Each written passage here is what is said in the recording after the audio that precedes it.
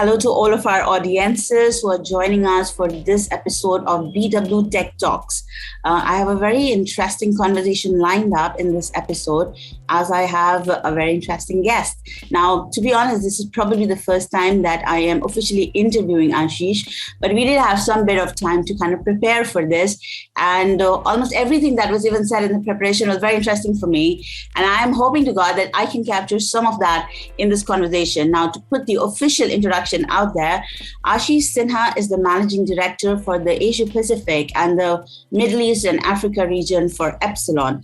Epsilon has been doing quite a bit of things very recently, wherein data, identity, machine learning, activation, eventually everything that can give personalization at scale, golden words for business world right now across most of our conversations. And of course, the tech specific focus that we're doing this year, short of T-Rex, but radical evolution of the technology sector, and then the X factor that makes it stand out, especially not exactly post, but in this post and pandemic age that we are in, and then how all of this leads to growth.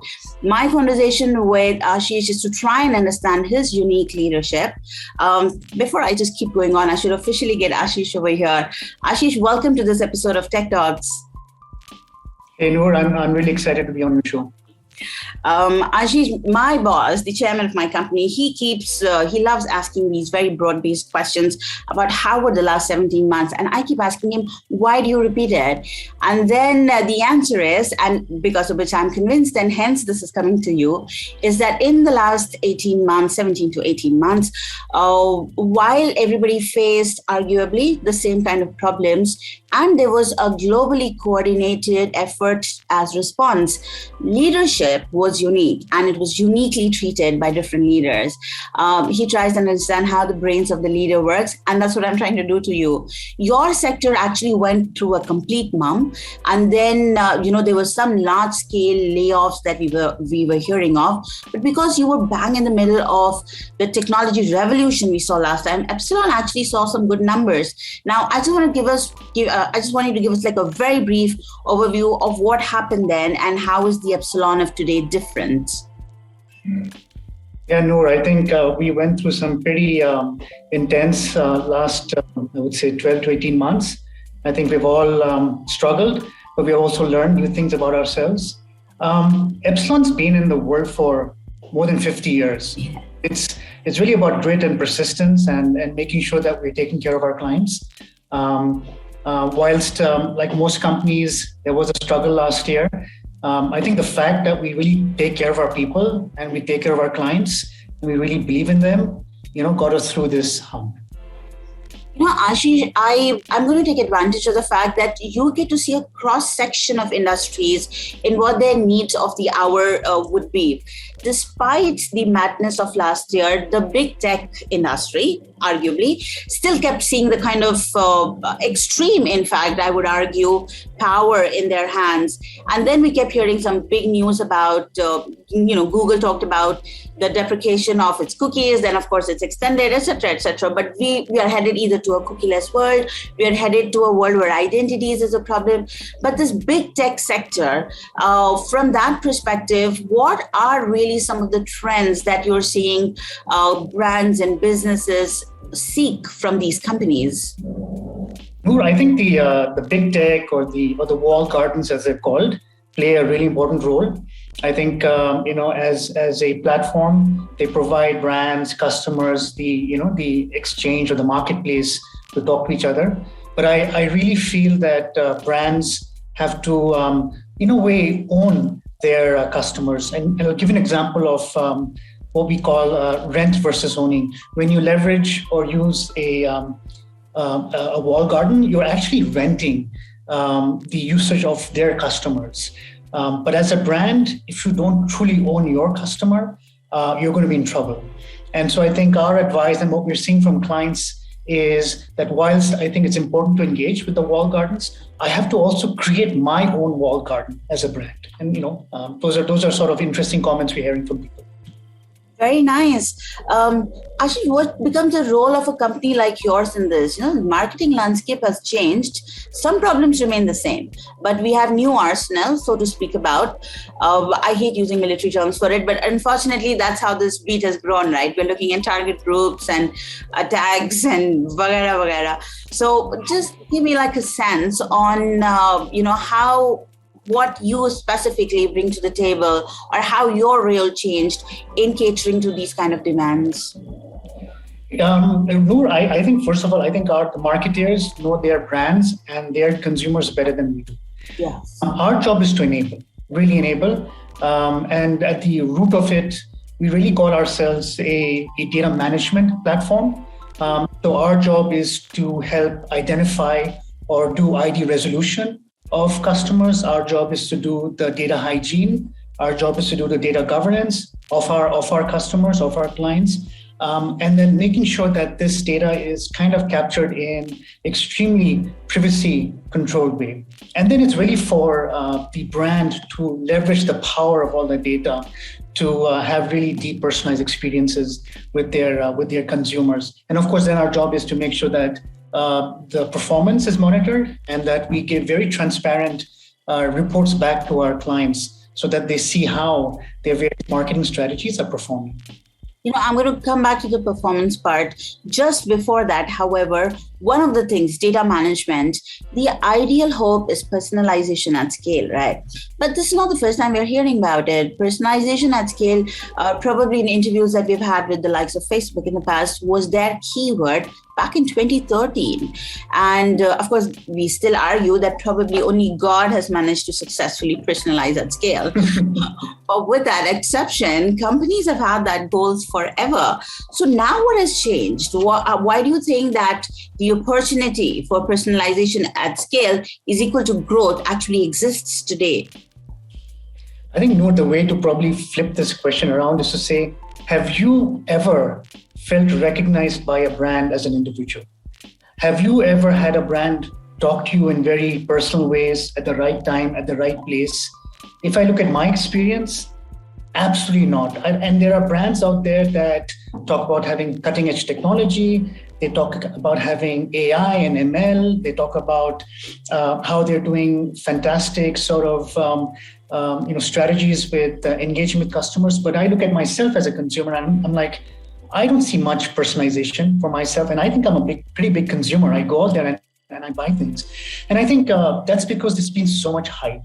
And I feel what theory is and what practice is, there's a big delta. And I think what I believe is important now is to see how do we really make all the promises come true. And I think that's what's going to be the focus for the next few months is, I think, taking out the hype and saying what really is possible, and then slowly but surely focusing on the whole personalization game. To your point, Noor, this has been around for like 8-9 years, this personalization at scale. I think it's just execution. It's about getting the right technology with the right people, with the right pragmatism and a good plan to get things going.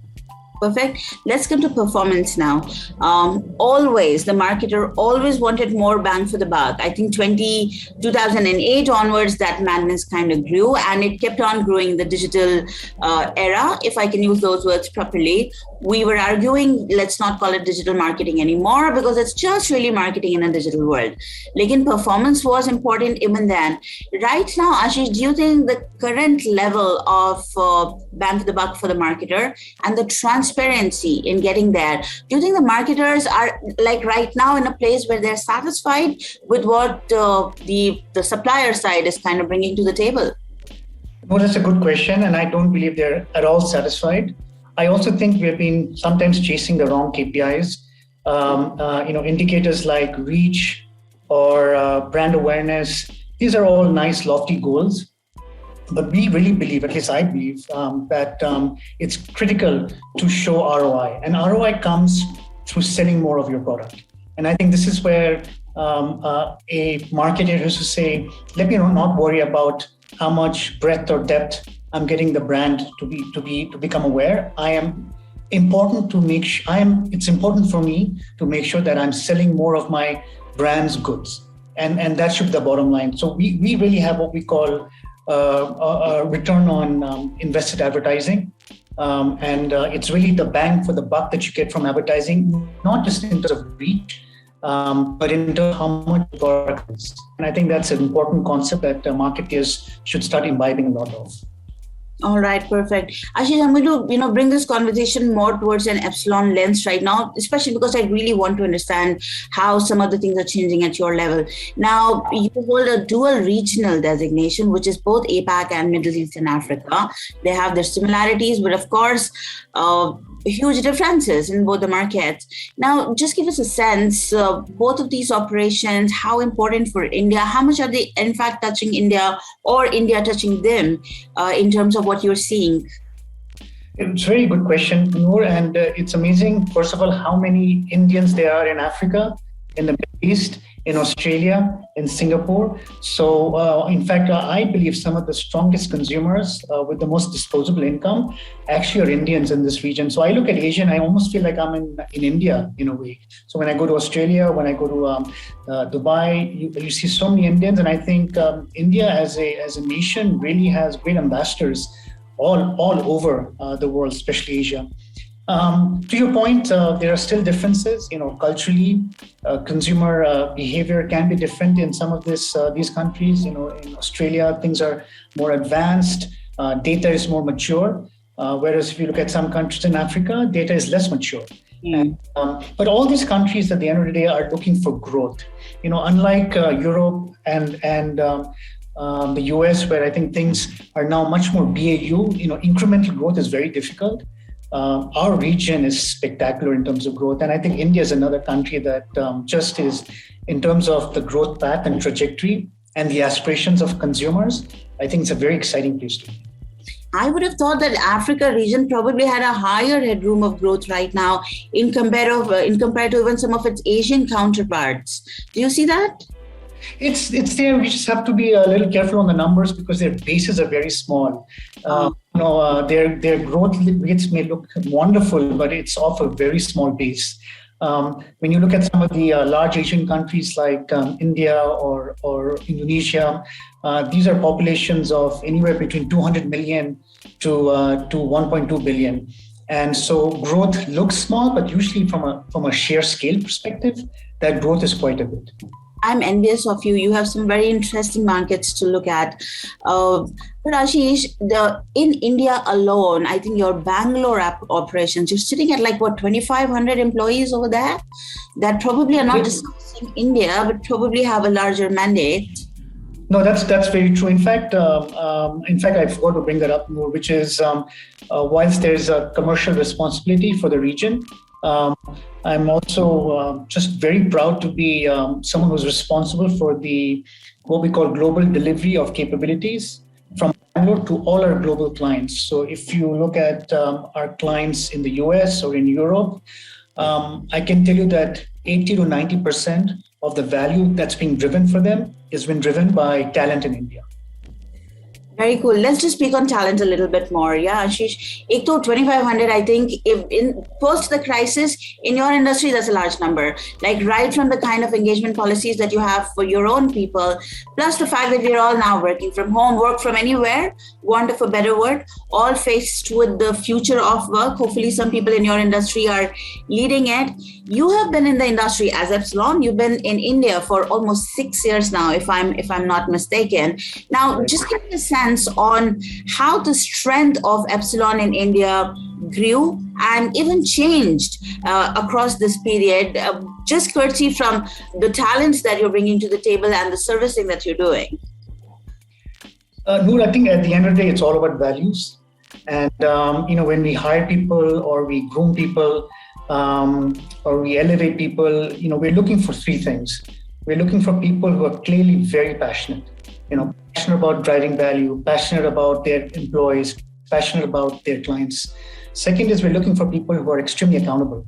and folks who take ownership, who feel like they're part of a startup, who always say, hey, if I made a mistake, it's my fault. If we do something really, really good, then it's a team's effort.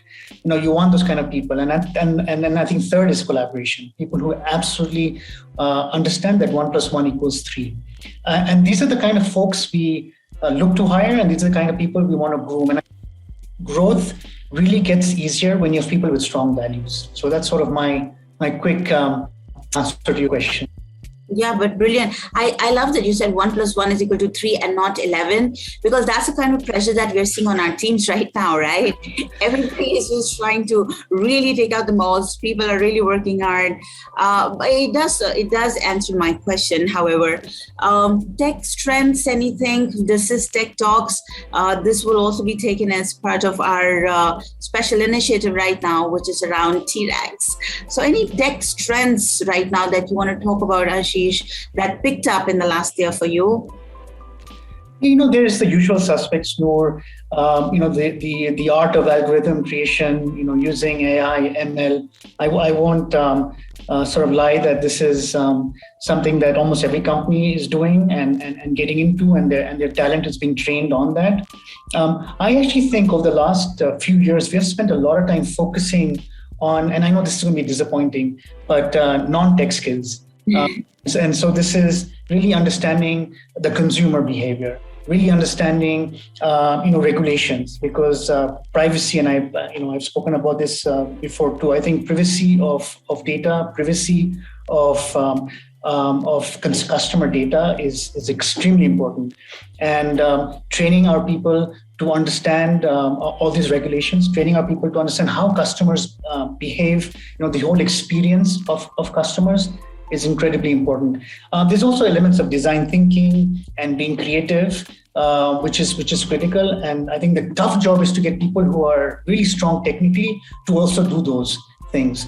And I think that's kind of at least my hope and ambition is that a large part of our talent, in fact, talent in India, not just understand technology, but also understand the softer parts of human experience, of emotions. Right now, we have people, coming out of engineering schools who only know how to code, or we have people coming out of liberal arts schools who are scared of coding or scared of technology, and we have to find a way to bring them together. So I know I digress a lot more. I think, like I said, technology-wise, I think the market, including ourselves, are pushing hard into areas of automation, into areas of artificial intelligence, lots of analytics, but again, analytics has been around for quite a bit. I believe we're looking at getting much more well-rounded, and therefore, when we have more well-rounded people, I feel we're able to deliver much more value to our clients. Perfect. Essentially, we're on the last leg. I will look to give you so that you can give us some advice for both marketers and your peer at this time. But just before that, lots of things mentioned in your last answer that kind of allude also to the areas that you will look to focus in the year ahead. But anything else that you want to add? So you've spoken about some of the technologies that stand out, but you've spoken about the importance of the non-tech part of it and how that should come into the mixture. So it is understanding the technology and the domain together that should kind of create the magic. Then, of course, you've spoken a little bit already about design plus creative thinking, well-rounded experience. But as a company, what are some of the areas that we will see you up your investment in, essentially the areas that you are personally bullish about? Yeah, there are two areas. One is identity resolution. We know that Noor has 4 devices, including her laptop. We know she probably we know she has probably 3 email IDs. One that she uses for downloading free subscription reports, and the others that she uses in the office. And the world may, in a way, figure out that there might be 8 Noors. Which is not the case, right? There is only one Noor. And I think that's been the biggest challenge with personalization is we have never spent time trying to really identify the customer. So there's a lot of technology innovation happening in the world of identity. Fuzzy logic is a big one. and the ability to drive resolution, which ensures that you are actually talking to an individual, to one person. I think that's going to be critical. And I think the second is just controls around privacy. There are lots of technologies, for example, that allow me as a brand to ensure very quickly that Noor is absolutely consenting to allow her data to be used by us, right? And that value exchange, the technology that drives it, is going to be critical. So anything that enables the interaction between the brand and the customer to be very private, to be secure, is also our technologies we're working on and investing very heavily. All right, advice to marketers. Now, in the last year, two things stood out once again. Every marketer who hated words like duopoly was thrown in a picture where it was like, sorry, these 5 people are going to be your best friends forever right now. So just shut up and live with it. 2 of them are already $2 billion companies, courtesy us. And the rest of them are fast on their way. They're almost turning. Now, that's one part of it. The second part of it, a cookieless world. We are heading to some of these things.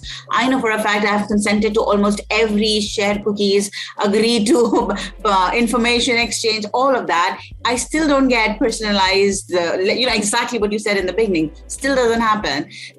Marketers are, grappling with this right now with additional uncertain challenges that face them all the time. Your advice on how to kind of sail through all this? First of all, don't sweat. Cookies, according to me, cookies were always overhyped and they've underperformed. The noise that exists in the cookie world is just very loud, and I'm actually very glad that cookies are getting deprecated, because not only were they inefficient, they were spooky. They were really spooky. You buy or you look for a car on an automobile site, and after checking that one car, you will be hounded by car ads for the next 12 days, everywhere you go digitally.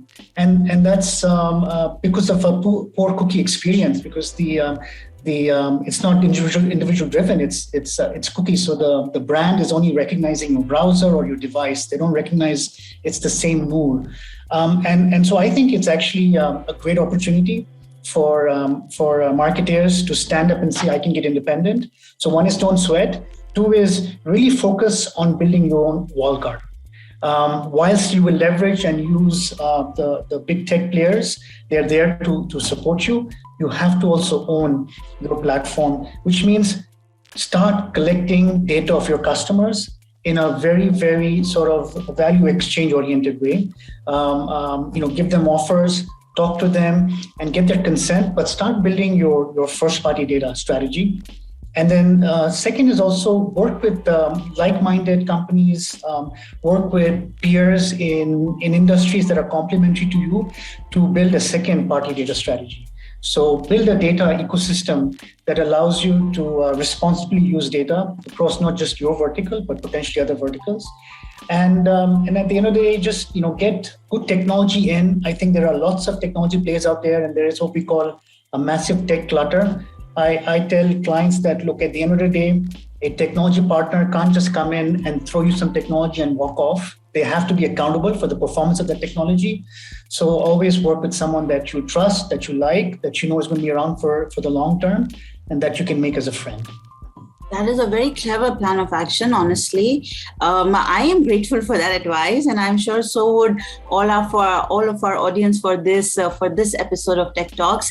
With that, Ashish, really, you've answered all of my questions. I must thank you.